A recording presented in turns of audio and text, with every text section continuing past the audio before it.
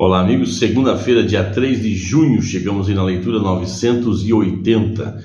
Estamos discorrendo aí nesse primeiro trimestre, segundo trimestre do ano, sobre o grande conflito. Estamos na lição número 10 e o título de hoje, Morte no Antigo Testamento.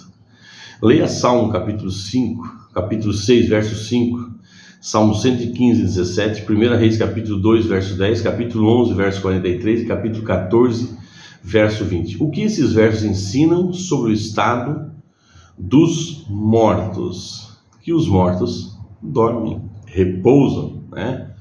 O Antigo Testamento não ensina a imortalidade da alma.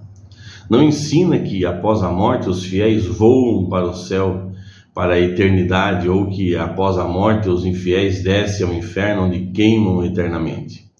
Ensina que a morte é um sono.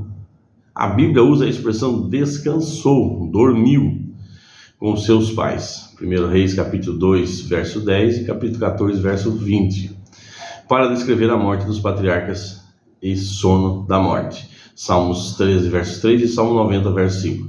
Referindo-se à morte, Jó falou de não acordar do sono. Jó 14, verso 12.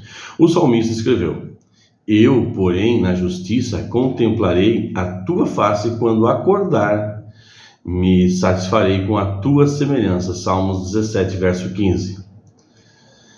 Quando o exército assírio foi derrotado, a morte dos soldados foi chamada de sono profundo. Salmos 76, 6. A ideia dos mortos, como espíritos encarnados pairando para se comunicar com os vivos, não é conceito bíblico, amados, mas puro paganismo. A falha em entender a verdade sobre a morte nos deixa vulnerável aos enganos de Satanás. Muitos terão que encarar espíritos de demônio, personificando parentes ou amigos queridos e declarando as mais perigosas heresias. Você nunca ouviu falar sobre isso? Que fulano sentou à mesa e invocou o espírito de algum ente querido e ele apareceu?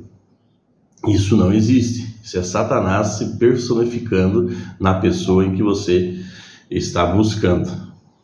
Leia Daniel capítulo 12, verso 2 e Jó capítulo 19, verso 25 e 26. Que elementos sobre o estado dos mortos são acrescentados por esses versos? Bom, que a ressurreição de multidões será para a vida eterna, outros, para a morte eterna. A morte é um descanso até a ressurreição. Não há espíritos desencarnados pairando para se comunicar com os vivos. Isso não existe, amados. Embora os pagãos acreditassem no mundo espiritual, os israelitas entendiam a morte como um sono até a manhã da ressurreição. Eu sempre digo, você não precisa ter medo de morto. Você tem que ter medo, se tiver que ter medo, que seja de vivo. Porque não existe alma pairando por aí, amados. Não existe.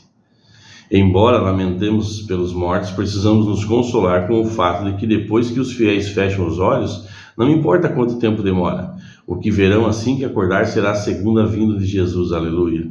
Nesse momento, seu primeiro pensamento será: Cristo já voltou.